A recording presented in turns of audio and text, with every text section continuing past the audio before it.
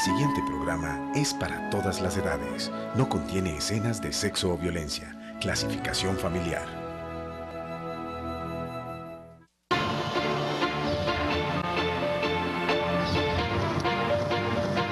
Colombia en el mundo en Colombia, con Laura Gil.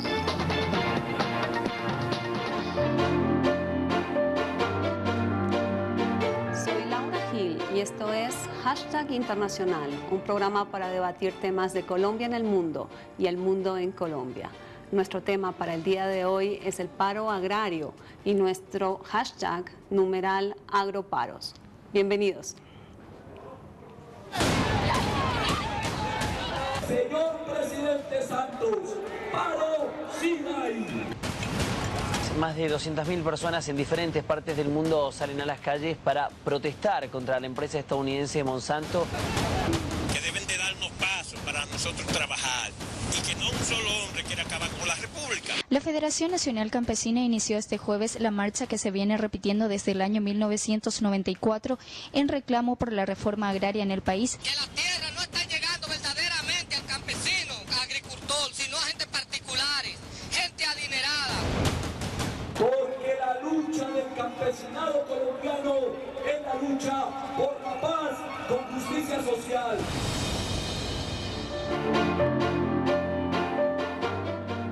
Esta noche intentaremos dar una lectura internacional a lo que está sucediendo hoy en Colombia. Y para eso nos acompañan en estudio Juan Carlos Guerrero, profesor del Rosario, coordinador del Observatorio de Redes y Acción Colectiva, Germán Vélez, director de Semillas, y Aurelio Suárez, analista económico. Bienvenidos a todos. Buenas noches, Laura. Gracias por su invitación. La marcha de hoy fue mucho más que una serie de disturbios. Miremos lo que dijeron los campesinos. No podemos ser indiferentes nosotros los de Corabastos, nosotros los productores no podemos ser indiferentes al paro, estamos con el campesino. Que el gobierno nos escuche por favor de una vez por todas para que le dé solución a los agricultores, que ya estamos en una crisis muy tremenda ya. Venimos a exigirle al gobierno que nos colabore en todo, que eso del TCC no lo acabe, que no haya tanto intermediario. Es que hay mucho intermediario y ese es el que está ganando. Que el gobierno nacional nos mire y unirnos con las marchas que nos van a apoyar en el día de hoy de una manera pacífica, honesta, para que demostrarle a nuestro gobierno y demostrarle al país cómo es la honestidad de los campesinos de Sumapaz. Por una producción nacional, una soberanía alimentaria, y el propósito es que el gobierno nacional se siente con los campesinos a negociar, por favor, que es una necesidad de todos.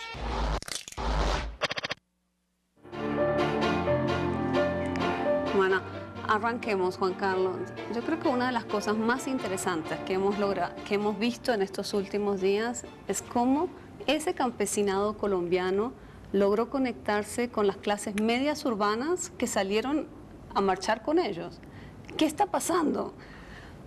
Mira, yo diría en realidad que son las clases urbanas que han logrado conectarse con el campesinado, no al contrario, y creo que hay varios factores que son muy importantes. Razones para movilizarse siempre hay muchas, ¿no? Disfuncionamientos de la economía, tensiones sociales, agravios que sienten ciertos sectores sociales, eso siempre está ahí un poco como latente, pero lo que es fundamental en realidad es, digamos, como ciertos acontecimientos, ciertos eventos que suscitan una emoción particular, y creo que lo que ocurrió a lo largo del fin de semana, la declaración del presidente un poco de negar el paro agrario nacional, los excesos de la policía frente a las marchas campesinas, y todo esto, digamos, que se fue comunicando a través de las nuevas tecnologías de la información y la comunicación, pues generaron una emoción en los sectores urbanos que facilitaron, digamos, estas marchas, ¿no? Estas marchas urbanas de solidaridad con el campesinado, que son inéditas. Yo creo que lo importante no es, digamos, cuánta gente se ha movilizado. Los medios han tendido a menospreciar un poco las marchas, pero creo que lo importante no es tanto el número, me parece que lo fundamental en realidad es el hecho de que por primera vez sectores urbanos se están solidarizando con el campo colombiano.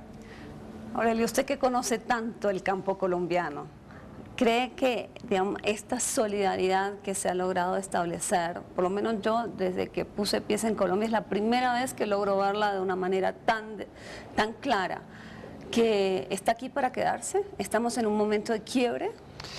Sí, Laura, yo sí creo, pero incluso yo agregaría lo que ha dicho Juan Carlos, con lo que coincido muchísimo. Son dos elementos. Yo creo que hubo un punto de inflexión, que fue el paro cafetero. Yo creo que esto no arrancó aquí, esto arrancó desde el paro cafetero. Es decir, esa campanada de alerta que el agro colombiano le hace al país comienza con el paro cafetero. Inicialmente el café puede ser un producto muy distante de la ciudad, pero despertó mucha simpatía. Si usted hace una revisión de la literatura, de los columnistas... ¿Por qué? ¿Por lo que significa el café, para Colombia? ¿Por la simbología del café? Pero el café es urbano, pues porque los consumimos todos, pero el cultivo como tal está muy regionalizado, digamos así. Pero fíjese usted, si hace una revisión de la literatura, Juan Carlos seguramente, y Germán, que también detallan mucho esto, hubo mucho columnista a favor del paro cafetero. Es que realmente no hubo un solo columnista o un formador de opinión, llamémoslo así, que no dijera, esos cafeteros tienen la razón. Y la gente empezó como, esa fue la primera campanada, pero cuando ya vino la segunda, que fue el tema Boyacá, la ruana, la leche. O sea, el segundo símbolo, claro, el segundo símbolo es la ruana. Claro, la ruana, la leche, el queso, la papa. Entonces, la gente como que eso dijo, no, aquí hay un problema rural al cual no podemos ser indiferentes. Si usted sigue mirando, a pesar de que se hablan vías de hecho y una cantidad de cosas, vuelve a tomar columnistas, yo diría, del tamaño de Abdón Espinosa Valderrama, por ejemplo. Un exministro de Hacienda, un hombre, digamos, del establecimiento, que hace una columna que se llama Paros Agrarios, donde si usted lee la columna realmente describe perfectamente que la situación por la que se está atravesando requiere la atención de todo el país. Entonces yo creo que hay allí inicialmente toda una unidad, una simbiosis, digamos, entre ese interés ciudadano por la nacionalidad y por el tema agrario, que termina configurándose en cosas como las que hemos visto. Pero quiero llamar la atención sobre un último punto, especialmente la juventud. Creo que ese es un aspecto que hay que resaltar. La presencia de la juventud, de todos los colores, de todas las distintas opiniones, respaldando esto. Y Germán, usted que ha trabajado tanto el tema de Monsanto desde semillas, ¿sí cree que las redes aquí, las TICs, han jugado un rol en sacar a la gente a la calle? Yo creo que sí.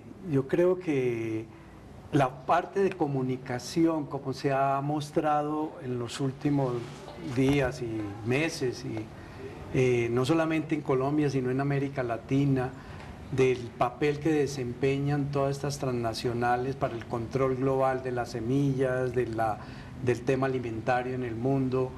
Yo creo que, y la forma como los medios de comunicación cada día han ido abordando este tema de una forma mucho más integral, donde se analiza más problemas de fondo estructural, de la problemática de qué significa que América Latina en los últimos años haya perdido su autonomía y su capacidad alimentaria por ese modelo arrasante que tienen estas empresas. Uno ve el caso del Cono Sur, que es dramático lo que ha pasado. Por eso en el Cono Sur se ha habido unas movilizaciones gigantescas en contra de todo esto, del control monopólico de las semillas y de todo esto.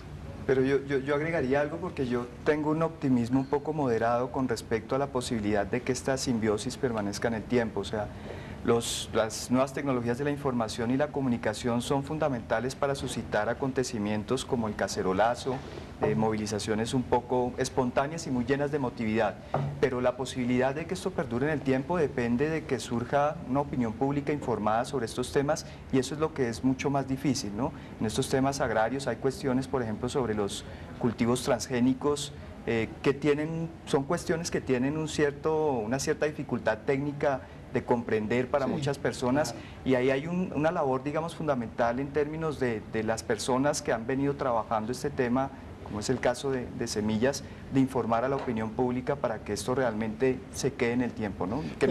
Que pase, digamos, el momento emotivo y vaya un poco más allá. Laura, pero también es importante una cosa que yo quiero agregar, por la que hay esta conjunción o simbiosis, como hemos dicho, entre lo urbano y lo rural alrededor de los paros agrarios.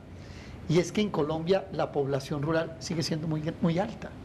En Colombia viven del campo o en el campo 12 millones de personas, o sea, 1 de cada 4 colombianos. Y además tienen muchos nexos. Yo estoy seguro que muchas de las personas que han participado en los cacerolazos o en las distintas formas de expresión han sido personas que tienen el vínculo, por ejemplo, con Boyacá. En Bogotá hay una colonia boyacense enorme y todos tenemos parientes en Boyacá y todos entendemos esto y es muy importante. En muchos países, yo no sé, en otros países de América Latina, por ejemplo, el peso del sector rural en Brasil es muy alto, pero poblacionalmente puede no serlo tanto, como es en Colombia. Es que 1 de cada 4 colombianos vive en el campo o vive de la vida rural. Bueno, les propongo entonces que miremos lo que pasa en América Latina y veamos el cómo y por qué de otras movilizaciones campesinas en la región. Una nota.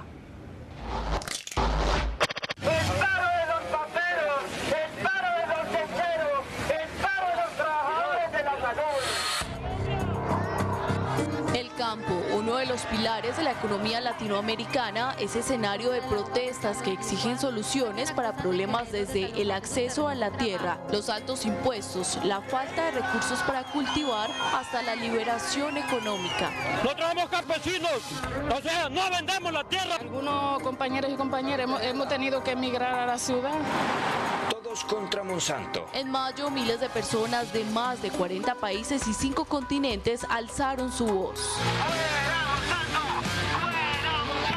Las calles de todo el mundo se agolparon contra la compañía de la biotecnología Monsanto, empresa que impulsa la distribución de semillas transgénicas, es decir, producidas a partir de un organismo modificado genéticamente. Nosotros estamos tratando de salvar las 20 especies de maíz que fundaron y que crearon los mexicas y que domesticaron hace 50.000 años. Están en peligro de extinción por Monsanto y el maíz genéticamente modificado. Es importante que nosotros lo salvemos, pues es el futuro de nuestra alimentación. Uno de los mayores problemas es que cuando los agricultores compran semillas a Monsanto, se ven obligados a firmar un acuerdo donde se suscribe que se cultivarán únicamente esas semillas y que no guardarán ni volverán a resembrar las semillas que producen las plantas que contiene la tecnología patentada. Según la empresa estadounidense, esto asegura el pago por sus productos. Activistas anti-Monsanto alegan la concentración del mercado de semillas en unas pocas empresas transnacionales, destruyendo la economía campesina y los mercados regionales, además de crear una dependencia tecnológica que aseguran no garantiza la seguridad alimentaria. Los manifestantes exigen investigación gubernamental sobre los efectos de los productos transgénicos. Asimismo, investigaciones han denunciado que los productos transgénicos son altamente dañinos para la salud, causando cáncer, infertilidad e incluso malformaciones en los fetos. Es muy importante que los consumidores puedan hacer sus propias decisiones sobre la comida que consumen. Ahora mismo no podemos elegir entre alimentos transgénicos y los que no lo son, porque lo que encontramos en los supermercados no está etiquetado adecuadamente.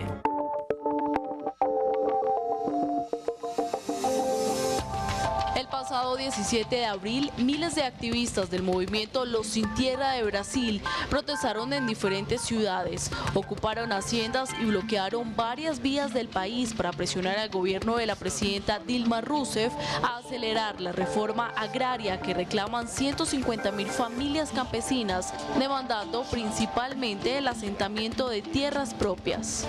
La movilización anual llamada Abril Rojo se realiza en conmemoración a los 19 campesinos que murieron en abril de 1996 tras una represión policial de una protesta.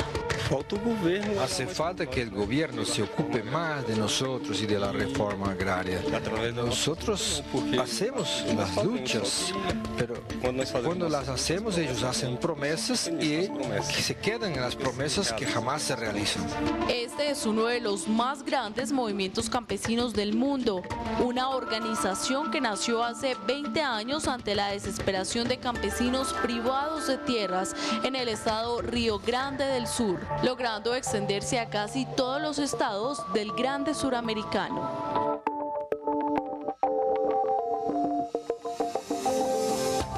El 30 de julio, los campesinos de Cucuruguatí se movilizaron en defensa de la tierra.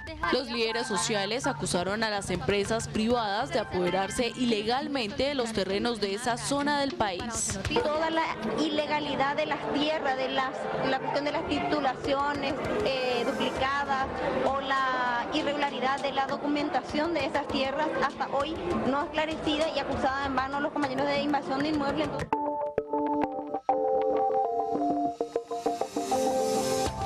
En febrero, cientos de campesinos de República Dominicana piden la destitución del actual director del Consejo Estatal de Azúcar, Enrique Martínez, asegurando ser el responsable del desalojo de las tierras que cultivan en todas las provincias de la región este del país. Que la tierra no está llegando verdaderamente al campesino, al agricultor, sino a gente particulares, gente adinerada. Que deben de darnos paso para nosotros trabajar y que no un solo hombre quiera acabar con la república. La Confederación Agraria de Campesinos Dominicanos también asegura que Enrique Martínez ha enviado tropas militares a las tierras destruyendo las siembras. Según los campesinos, estos desalojos son con el fin de negociarlas con políticos y sectores turísticos nacionales e internacionales. Según el Banco Interamericano de Desarrollo, la agricultura de la región padece de un lento crecimiento de la productividad. América Latina y el Caribe contribuyen con el 11% del valor de la producción alimentaria mundial y posee el 24% de la tierra cultivable del mundo. Bueno, 4 movilizaciones, todas este año. República Dominicana, uno podría pensar que el azúcar es el símbolo que reemplazaría al café allá, pero Germán, Aurelio, ustedes que conocen tanto el campo, aquí les mandan decir, bueno, la situación actual no es otra cosa que la explosión de problemas, Luis Fernando Osorno. Si tuvieran que escoger el problema principal, todos sabemos que es una conjunción de problemas, ¿cuál sería, Aurelio? ¿Cuál sería, Germán? Yo no vacilaría en decir que toda la raíz de los problemas distintos del campo es la globalización neoliberal. Para mí es eso. Germán, sí, es un poco la globalización y también el modelo estructural de desarrollo que ha implementado Colombia prácticamente de desconocer la agricultura campesina y darle única y exclusivamente viabilidad al modelo agroindustrial que prácticamente es totalmente insostenible, que ya ha llegado pues a una crisis que no tiene ya presentación. ¿Y estarías de acuerdo, Juan Carlos, en decir eso? Totalmente de acuerdo. Globalización económica que equivale a producción industrial en el campo y que equivale también a otra cosa muy importante que es la privatización de los recursos naturales, por ejemplo a través de las semillas transgénicas, ¿no? Creo que eso es lo que está generando todo esto. Y el establecimiento de monopolios. Entonces lo que se está creando, fíjese usted, lo que se está creando es un gran monopolio mundial en la agricultura. Usted coge, aquí hablamos de Monsanto, pero usted coge Cargill y encuentra que Cargill es prácticamente un monopolio que va desde la tierra, desde la producción agrícola hasta la mesa. Sí, ya estamos llegando a niveles de integraciones, como se dice técnicamente, verticales hacia atrás y hacia adelante, claro. Y se están configurando verdaderos gigantes de la agricultura que empiezan a desplazar, y en esto yo quiero ser muy claro, no solamente campesinos, incluso empresarios nacionales, empresarios domésticos, digamos. Estamos hablando de que la agricultura familiar, la agricultura campesina es afectada, pero el empresario mediano, por ejemplo, el que produce no la papa en 3 hectáreas, sino la puede producir en 10, ese también está siendo afectado. Y está produciendo un efecto que es muy interesante, por lo menos los estudios que yo tengo sobre agricultura colombiana me demuestran que en la mayoría de los cultivos, café, por ejemplo, papa, hay una economía complementaria entre esas clases medias rurales y el campesinado propiamente dicho. Por ejemplo, el campesino que no logra conseguirse un jornal semanal en su propia parcela, va y trabaja donde, como se dice en el campo, donde el más acomodado ¿cierto? Y completa. Y hay una economía complementaria y eso está estallando, eso está explotando. Eso no tiene ninguna posibilidad en medio de un mercado mundial. Los tratados de libre comercio, ¿qué son? El monopolio de las semillas, el monopolio del comercio, el monopolio del producto. Incluso lo puede ver usted también con la ganadería, Laura. Nos vamos a una primera pausa y ya volvemos para seguir hablando del paro agrario en clave internacional.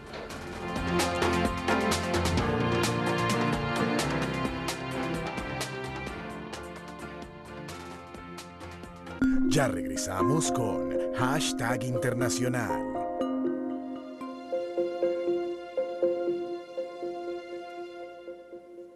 Parece que se metieron a la casa, de pronto son los que nos están amenazando. Esta semana en Crónicas de un Sueño, capítulo 12. Vamos a entrar, señores. ¿Por qué no nos ponemos de acuerdo, proponemos un tema y le damos la noticia a Mateo y Andrea? Contamos con un gran número de ahorradores, con un buen capital y lo que es mejor aún, con la credibilidad y la confianza de la gente. Utilizaban la plata de los ahorradores para hacer autopréstamos y agrandar, digamos, su emporio. Yo tengo serias sospechas de la novia de André. André, buenas tardes. ¿Qué tal? ¿Cómo va todo? Pues, señorita Juana, mi compañero y yo quisiéramos hacerle unas preguntas. No, dicho que nos acompañe y nos cuente a mi compañero y a mí cómo le va en su papel de infiltrado. Canal Capital, televisión más humana.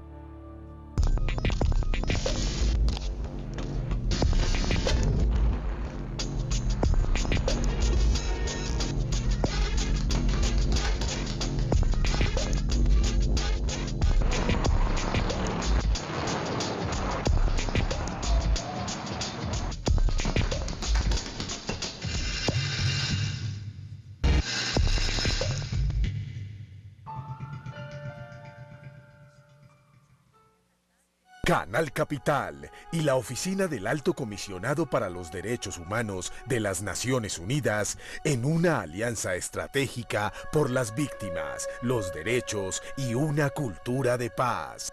El concepto de consulta previa es importante porque uno de los principios que todos tienen que respetar es el derecho de participar en decisiones que nos afectan. Pero nuestro sistema de Naciones Unidas hace unos 20 años constató que hay un gran problema por pueblos tradicionales. Y aquí en Colombia ustedes tienen varios. Consulta previa existe para asegurar que estos pueblos tradicionales y más afectados por violaciones de derechos humanos van a participar en las decisiones de gobierno, de Estado y mismo empresas que pueda afectar sus propias vidas.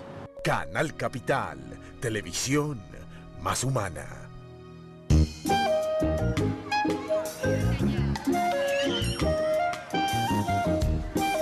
Todos los niños y niñas de Colombia tienen derecho a su registro civil de nacimiento gratis. Aproveche la Jornada Nacional de Registro Civil de Nacimiento que se realizará el domingo 1 de septiembre de 2013 de 9 de la mañana a 4 de la tarde en todas las notarías y registradurías del país. También se entregará una copia del registro civil de nacimiento gratis. Esto es construir un país justo.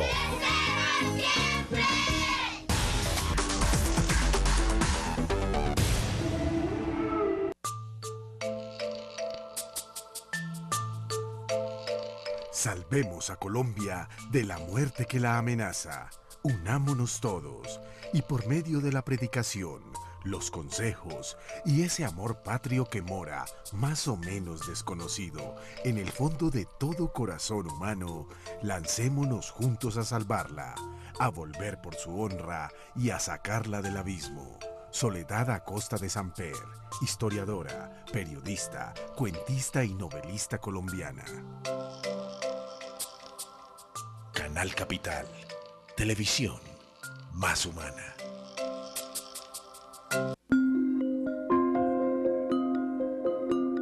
Siga con nosotros en Hashtag Internacional.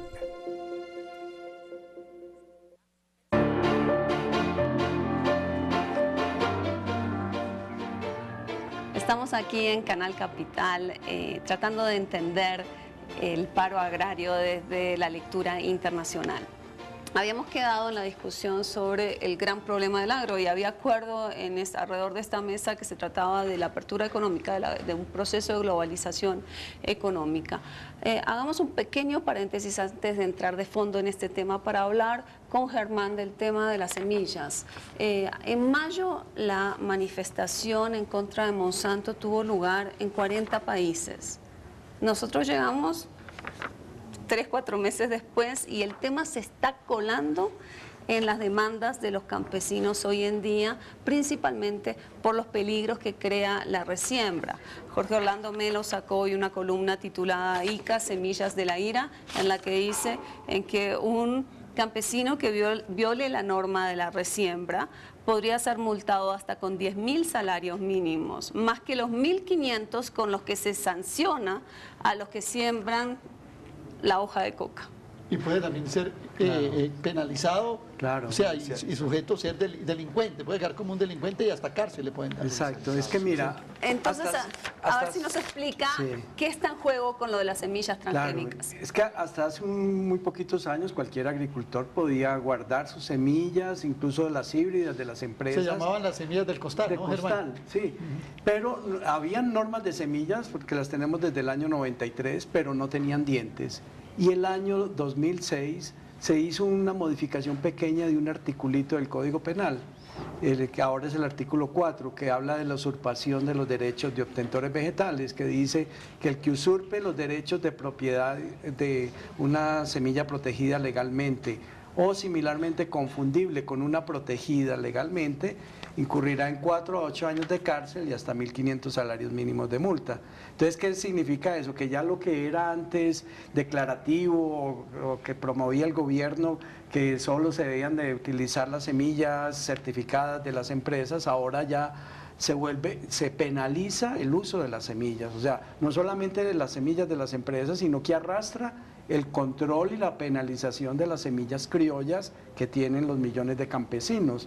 Entonces, el problema de fondo es que hoy en el mundo se quiere imponer es que solo se utilicen las semillas de las empresas, de las transnacionales como Monsanto, DuPont, Syngenta, que entre ellas tres controlan el 50% de todas las semillas en el mundo, y solo 10 empresas controlan el 75%. Entonces la única forma de obligar a que todo el mundo tenga esas semillas es o quitándole el control a los agricultores o haciéndolas desaparecer, que es lo que ha pasado con la pérdida de la biodiversidad de las semillas. ¿Y por qué, Germán, esto se volvió un tema para el campo colombiano ahora?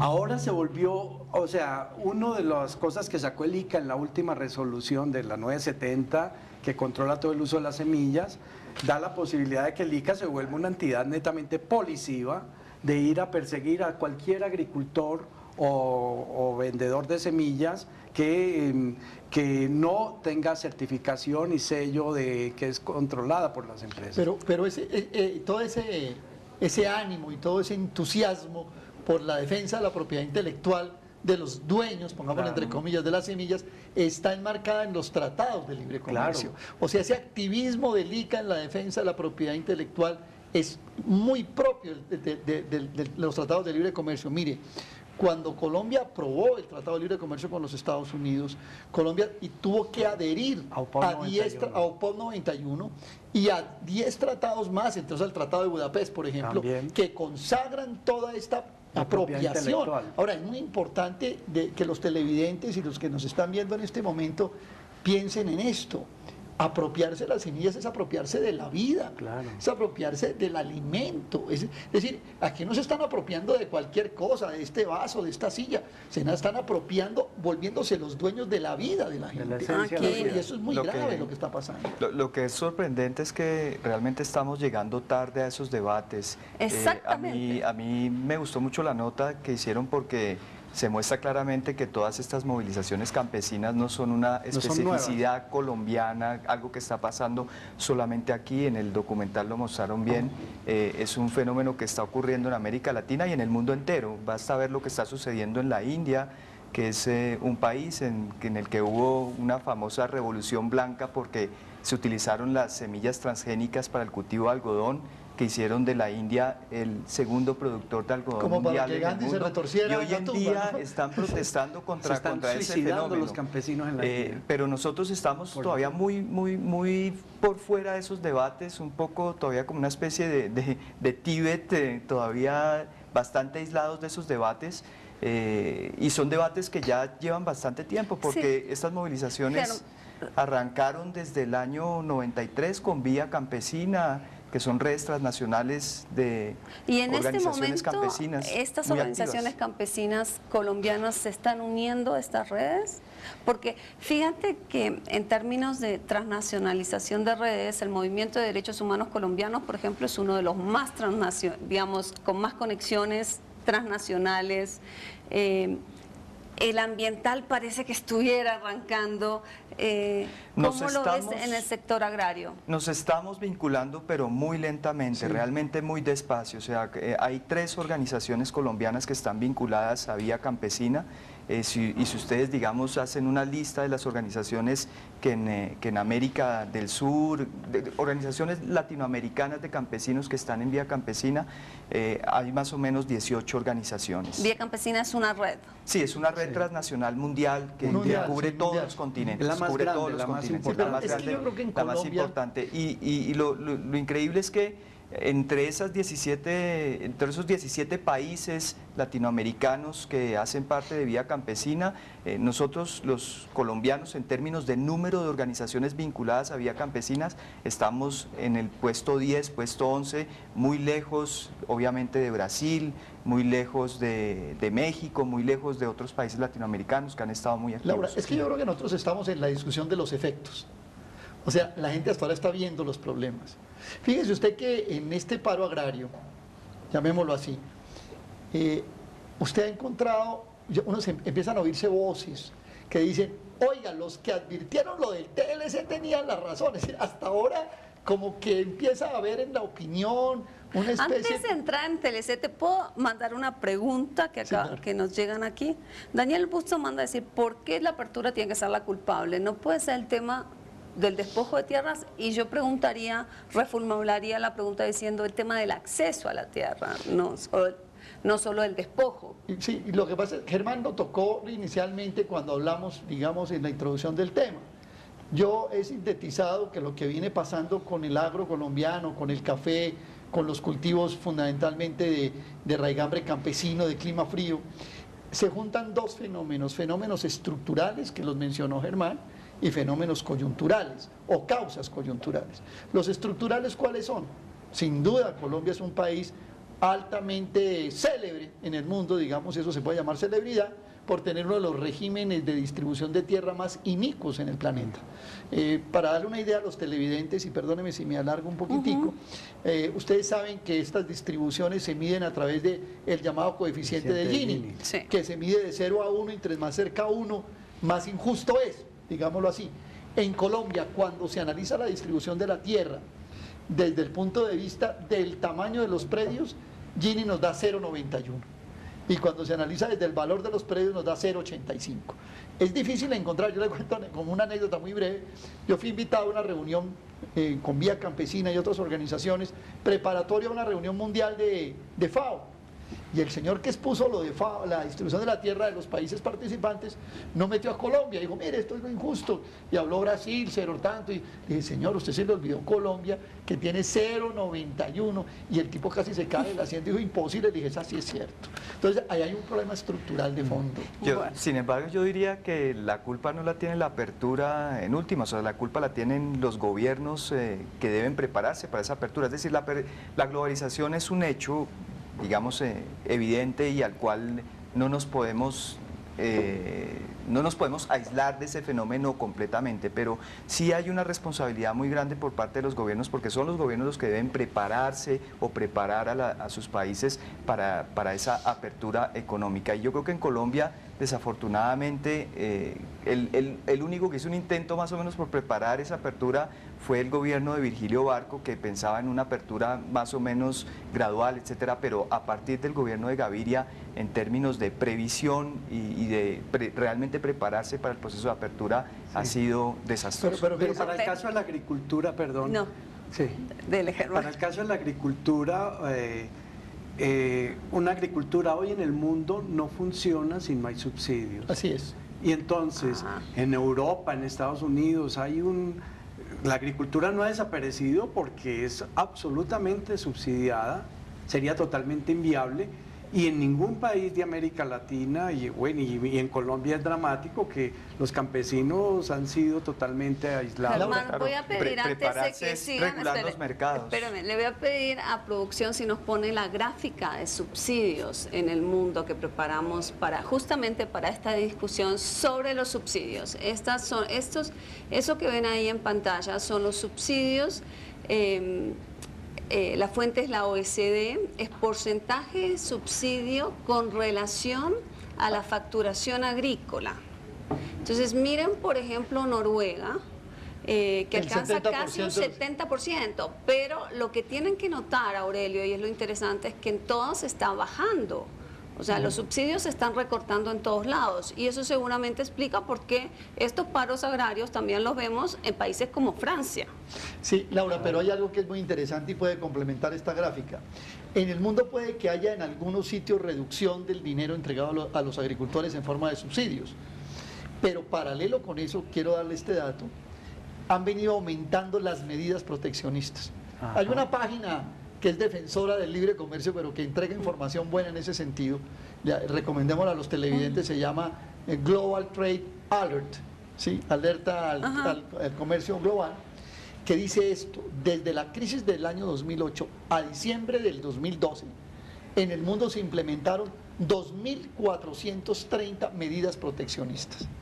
Y de esas medidas proteccionistas, la gran mayoría en agricultura y horticultura. Y la gran mayoría de esas medidas las implementaron los países del G20.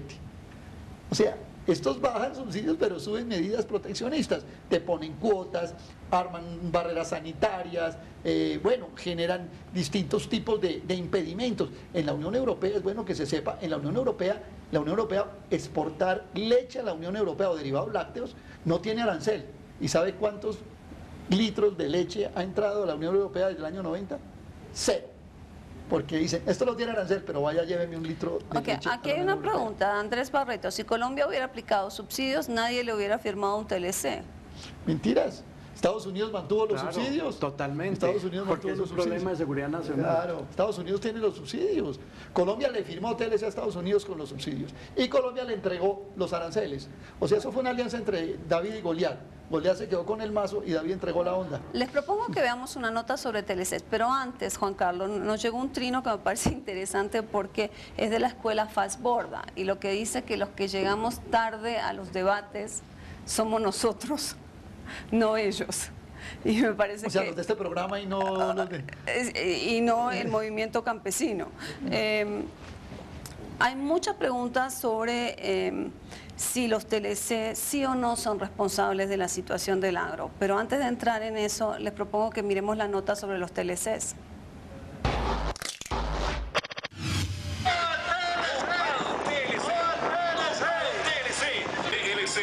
Políticos corruptos y empresarios inescrupulosos, sedientos de ganancias, han escatimado en vender y entregar nuestro suelo patrio, nuestras instituciones más queridas, nuestro medio ambiente, nuestras tradiciones. Aunque los campesinos de Colombia le han dicho no a los tratados de libre comercio, Colombia tiene firmados, negociados o en proceso de negociación 13 tratados de libre comercio con más de 50 países.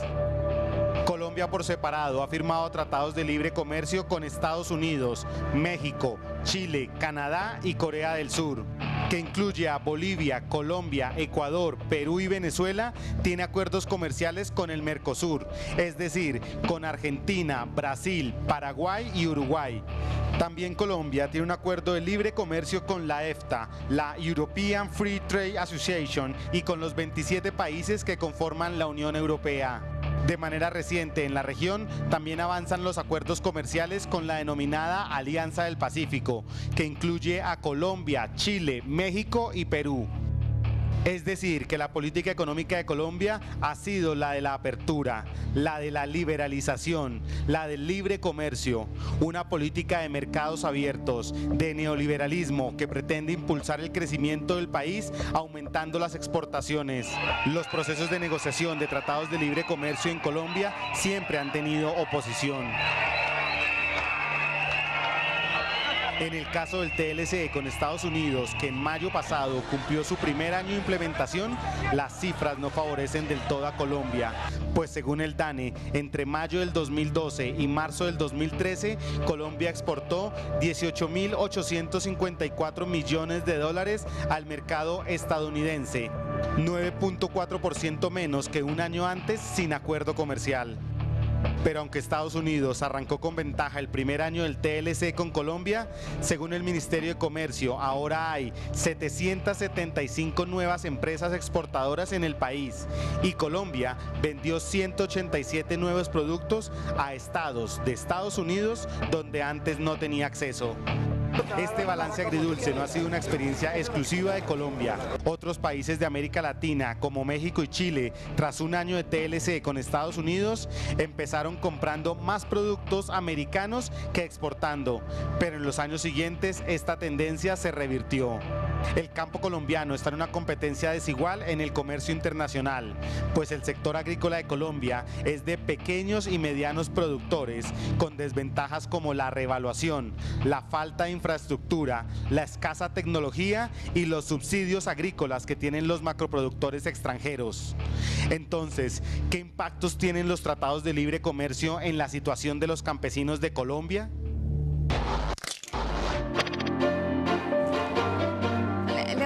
Favor, si nos vuelven a poner la gráfica sobre los subsidios, porque así lo está pidiendo Johnny Gutiérrez y otros televidentes, por favor.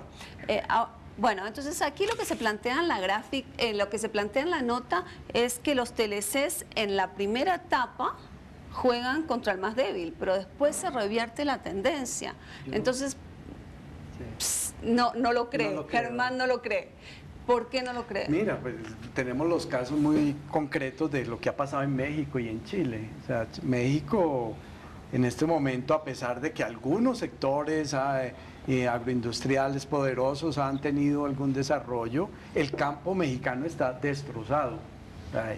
Y por eso ese movimiento en México de que el campo no aguanta más y porque está totalmente paralizado, inmovilizado. O sea, el campo está lleno de viudas y de mujeres solas porque la gente salió, los hombres salieron del campo. Se calcula que hay más de 30 millones de personas del campo mexicano que han salido. Unos para las ciudades y otros para Estados Unidos. Y otros para las maquilas de la frontera. A mí me parece que los TLC per se y la liberalización económica per se no son buenos o malos, depende mucho de lo que se negocie en los tratados de libre comercio, depende también de cómo se prepare un país para afrontar esos tratados de libre comercio, y eso es una responsabilidad esencialmente de los gobiernos. O sea, en la gráfica, pues muchos de los países que tienen subsidios son países que han firmado TLCs. ¿Sí? Y es decir, la firma de los TLCs no impide implementar de todas maneras o conservar ciertas medidas proteccionistas, y eso depende también mucho de cómo los gobiernos negocien, de cómo los gobiernos se preparen. Yo creo que entonces hay una la pregunta ahí, si el problema es mala preparación, estos TLCs son arreglables, son reparables, si uno, por ejemplo, el enorme...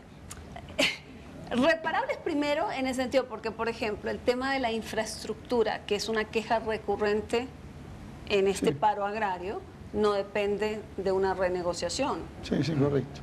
La preparación debe ser antes, una vez firmados es difícil. Yo creo sobre eso, no nos preparamos.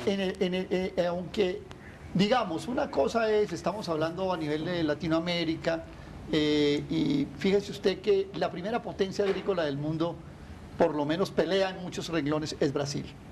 Y Brasil no tiene TLCs. No tiene TLCs. Brasil tiene es el primer productor mundial de carne de res, de banano, de café, de azúcar, mundial, ¿cierto? Entonces estamos hablando de que, por lo menos dejemos claro una cosa, no es necesario firmar TLCs para ser potencia agrícola. Eso quiero dejarlo claro, de entrada. Lo segundo es esto, por supuesto que la negociación, si se hace mal hecha, pues se hace, y la negociación de Colombia se hizo pésimamente hecha. Digamos, la matriz de TLCs en Colombia, que es el Tratado de Libre Comercio con Estados Unidos, tiene aberraciones como esta. Colombia le concedió en agricultura a los Estados Unidos una cláusula que se llama la cláusula NMF. ¿Qué consiste la cláusula NMF? Eso es bueno que los televidentes lo sepan. La cláusula NMF significa que si Colombia llegare en un momento dado a firmar un tratado con Venezuela y le hiciera concesiones a Venezuela en materia de acceso al mercado colombiano por encima de las concesiones que le hizo a Estados Unidos, automáticamente se le entregan a Estados Unidos. Entonces este es un tratado que es el capítulo agrícola del TLC con Estados Unidos, es un cheque en blanco a los Estados Unidos. Yo lo defino así. Y bueno, reforzado con el de propiedad intelectual y con el de inversiones que puede hasta garantizar la extranjerización de la tierra. Ok, y entonces si es un cheque en blanco, ¿ese cheque en blanco que se puede recoger? Pues ya...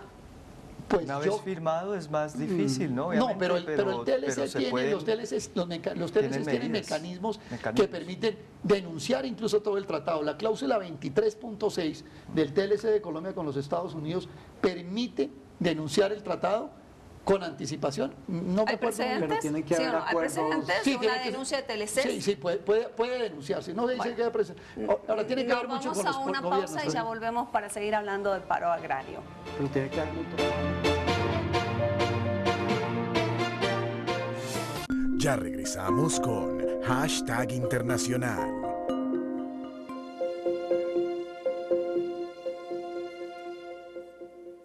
Parece que se metieron a la casa, de pronto son los que nos están amenazando. Esta semana en Crónicas de un Sueño, capítulo 12.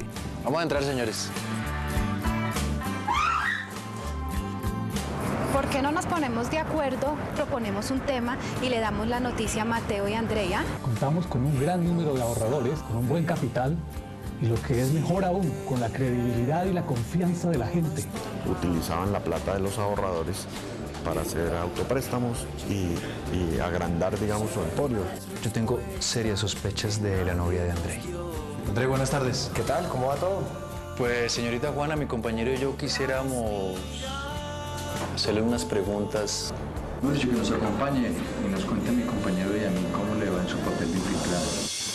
Canal Capital, televisión más humana. Protestar es válido. Los bloqueos no. Manifestarse es válido. Los incendios no. Oponerse es válido. La violencia no. Los bloqueos y la violencia encarecen el costo de los alimentos, causan la pérdida de vidas humanas, destruyen empleos, perjudican a personas inocentes, destruyen al país. Si cree que tiene razones para protestar, hágalo de manera pacífica.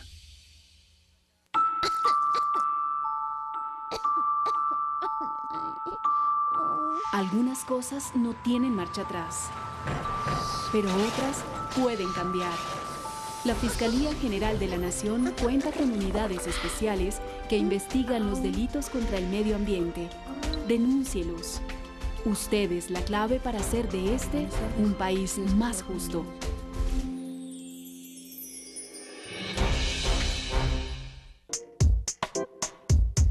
Llegó el momento de seleccionar las 10 experiencias Colciencias 2013. Ingresa a www.acienciacierta.gov.co antes del 23 de septiembre. Y selecciona la mejor experiencia de los colombianos en relación con el agua como recurso vital. Tu voto decidirá las mejores experiencias. ¡Vota ya! A Ciencia Cierta, la red de colombianos por la ciencia, la tecnología y la innovación de Colciencias. Para construir un país justo. Siga con nosotros en Hashtag Internacional.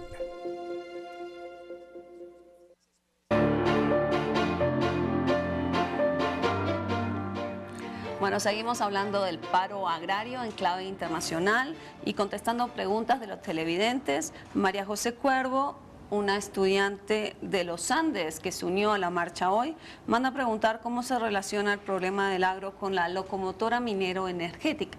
Y me pregunta, ¿esa conexión sería también común al resto de América Latina, Germán? Sí, yo creo, o sea, el tema de la minería en América Latina es muy fuerte, pero en Colombia quizás es uno de los países donde que ha entrado, digamos, no tan recientemente en esta, digamos, a la gran minería. Colombia apenas ahora, excepto con el carbón pero en la minería de oro y esto, donde están prácticamente la superpuesta áreas agrícolas o de producción agropecuaria con áreas de potencial minero, donde en este momento más de la mitad del país está concesionado para la minería. Hay el conflicto, ¿esto va a ser en los próximos años un país minero o va a ser un país agrícola? ¿Es esa la disyuntiva? ¿No podemos hacer las dos cosas?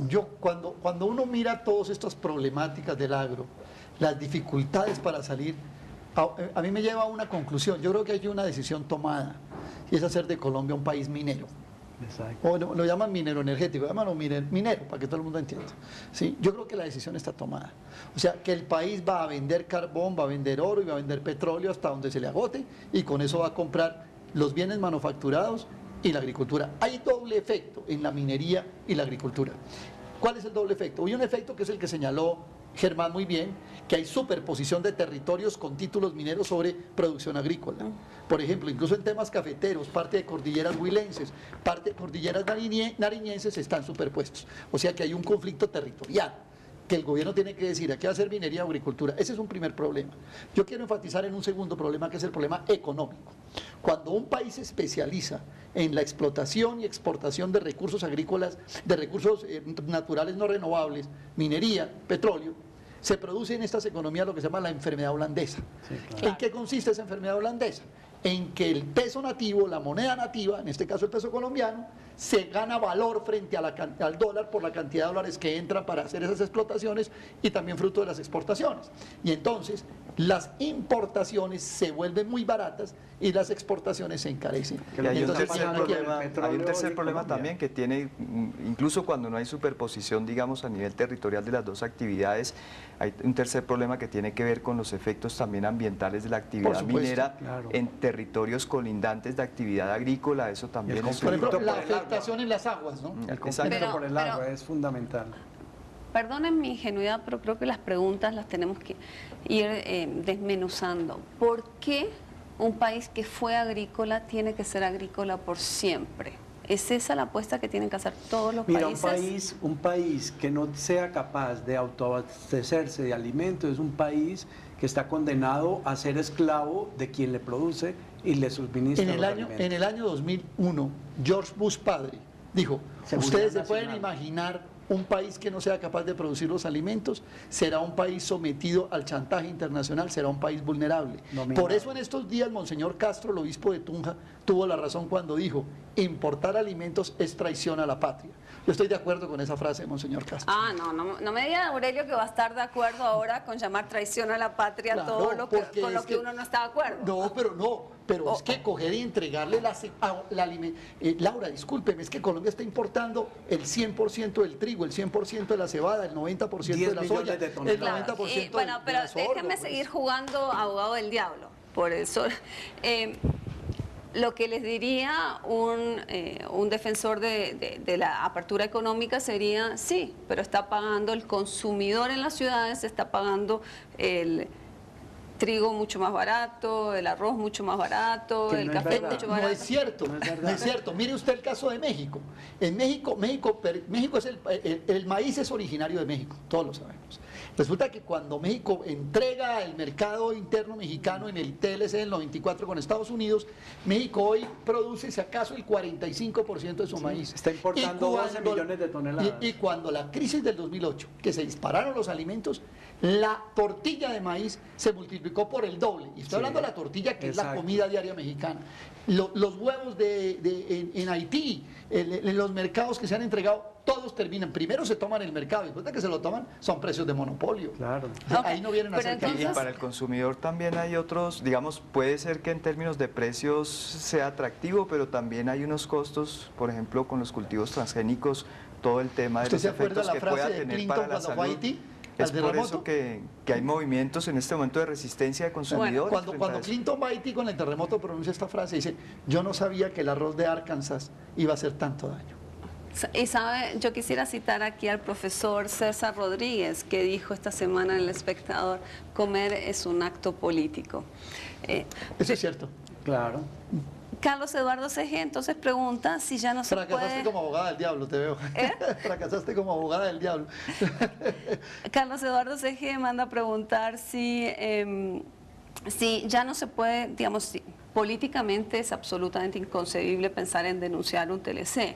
¿Qué se puede hacer para mitigar la situación o para poner algo de balanza en esto?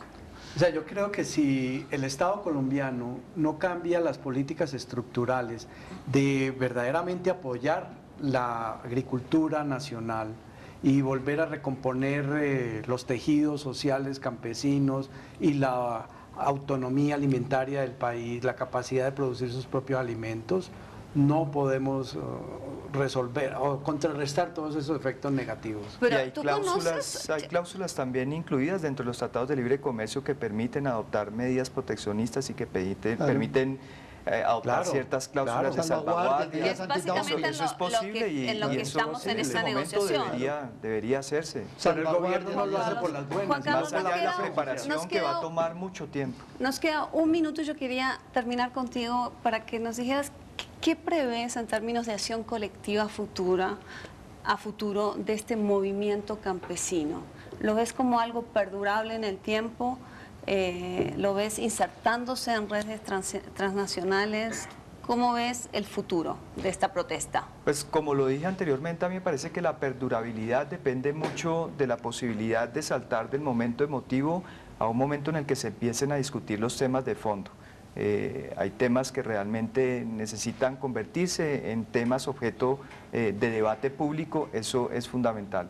Y creo que para el movimiento campesino, para su sobrevivencia, va a ser fundamental articularse con las redes transnacionales de organizaciones campesinas, como Vía Campesina, tener una articulación mayor porque lo que le da finalmente músculo y peso a estas organizaciones es esa posibilidad de encontrar aliados en la escena internacional, en el ámbito internacional. Bueno, nos quedamos sin tiempo. Muchísimas gracias a los invitados que nos acompañaron muchas gracias. Esta noche. Los invitamos a seguir viendo la franja de análisis de Canal Capital todos los días a las 8:45 de la noche.